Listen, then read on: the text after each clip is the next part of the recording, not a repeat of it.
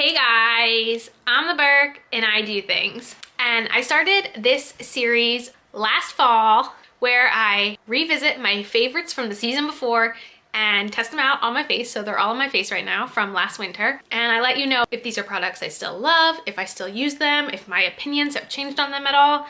I feel like it's a good way to revisit and kind of rediscover stuff that may have gotten overlooked the last season or so. So if you want to see what my favorites were from winter of 2018 and if they are products I still use and still like, then keep on watching.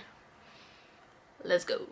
I will say, going through the videos from last winter, I felt like my makeup favorites were low, I guess you could say. I felt like I had a lot of other favorites and not so much on the makeup side. So I do only have around 7 different products that I have to share with you in this video. But I do understand because my last winter was really busy. For one, Scott and I moved out of our apartment in December.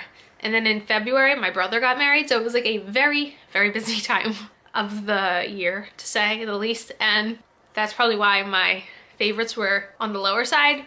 But to start December, I didn't even post a favorites video. So there's that. I think our lease ended the 21st of December, and then you go right into Christmas and then right into New Year's, and I didn't even have anywhere to start filming until after the new year, so it just never happened. But in January, I did have 3 makeup favorites. The first one is from L'Oreal, and ironically enough, this is still one of my favorites. This is the L'Oreal Infallible Pro Glow Foundation. This was in my 2018 favorites, and this is actually my very favorite foundation of all that I've ever tried. So this is very much still a favorite. I do have this in 202 Creamy and Natural. I probably could go to 201 and then mix the 2 shades. I probably need to. I have the tiniest bit of self-tanner on and it's still even a little too dark, so probably something I should do. Okay, the next is an eyeshadow palette, and it was hard to combine 2 eyeshadow palettes for this video, and you'll see why. So my favorite eyeshadow palette last January was the Urban Decay Electric palette. And I know it's because I just had gotten it that time last year, because right around Christmas, I had found it on sale in Nordstrom Rack. And I mean, it's a very unique eyeshadow palette. I don't know if you can even tell. I tried to put the hot pink shade towards the inner corner, just this shade right here. I will say I really do like this palette. I haven't used it in a while, and I feel like since getting this, Urban Decay has come out with better shadows. This is the Kaleidoscope palette that they did in collaboration with Kristen Leanne. I think she did a really good job of helping them come up with really good vibrant colors, and I feel like the vibrancy on these is better than the electric palette. However, the electric palette does have a lot of unique colors, so I will be keeping this in my collection because I really do like it, and it's unique, and I don't really have anything like it. But as far as quality goes, I do think the Kristen Leanne has better quality. I know that this was a limited edition, but I feel like I still see it for sale in different places, so it is a good one. My final favorite from last January was an eyeliner. And if you watch my videos, you know I've kind of eliminated liquid eyeliners from my makeup routine for the most part. I try to include them occasionally, but with my hooded eyes, like, it just doesn't look that great. It's in pain. But I will say this one is still one of my favorites. This was a recommendation I got from Tati. This is the Essence eyeliner pen, and it's the waterproof one, and it is not the super fine one. The super fine one I did not like. The original though, it's a really good eyeliner. I did put a little eyeliner on today for the special occasion, but this is good. I mean, this has lasted a long time. It hasn't dried up, which I feel like that is very unique. I feel like most eyeliners dry up really quickly. I don't know. I just really like this one. I think it's like $2.99 also, so I definitely would still recommend this to people. Oh, just kidding. I have one more favorite from January. I didn't even realize. Okay, so this is another one that has kind of been replaced in my life. So this came in an influencer Vox box.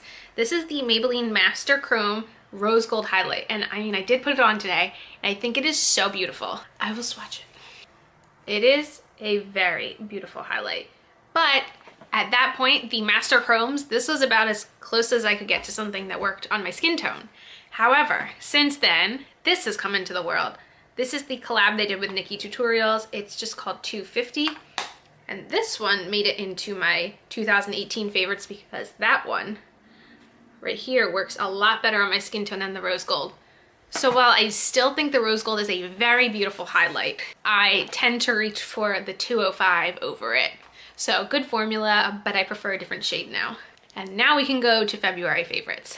So the first product is from Pixi, and this is the Hydrating Milky Mist. I literally am so low on it. I really like this stuff. I used it today to prime my face. It has hyaluronic acid and black oat in it. It is a really nice, refreshing mist. I like it a lot. These mists from Pixi do hit around the $15 mark. So if you get the Target beauty boxes, those always come with a $3 off coupon. So you could get it for $12 potentially. Now the next favorite is just so good. And I know I never reach for it. It's the Jaclyn Hill palette. I never reach for this because it is so hard to store.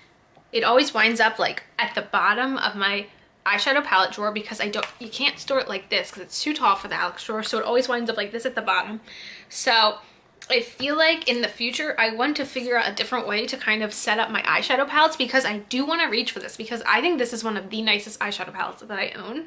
I just never reach for it because it's so big, but it is so good and I really like it a lot. Let me know if you guys have this, how do you store it? Because it always just gets hidden in my stuff. But I mean, everything but the hot pink in the inner corners is this palette. It's just a great palette. And then I have one final favorite from last winter, and I feel like it's something that wound up on a lot of people's worst videos or products that they didn't like video, and I like it. This is from CoverGirl, and this is the Katy Kat Gloss in the shade Cantaloupe. I like this color. I think the formula is comfortable. I know that all the other colors I feel like were very vibrant and out there, so I did not pick those up, but this Katy Kat gloss in this shade, I think it's comfortable. It's nice and neutral. I mean, I don't know. Everyone seemed to have a problem with it, but I genuinely like this lip gloss. I used it a lot this year. I feel like it's actually running low on product. My mind hasn't changed about this. I still like it. And see, like I said, I didn't have a lot of favorites last winter. I feel like once we hit the spring, my favorites are really gonna pick up, but it was hard enough trying to make a usable eye look with the Jaclyn Hill palette and the Urban Decay Electric palette, so I did it. I wasn't sure how I was going to do it, but somehow I did it. Let me know, what do you guys think of these products? Are these some of your favorites? Have any of them been replaced for you? Leave me a comment down below and let me know. As usual, thanks for stopping by my channel. If you're new here, click the subscribe button and ring that bell for notifications. I have my Twitter and my Instagram down below. Give them a follow, and I'll see you in the next video. Bye, guys!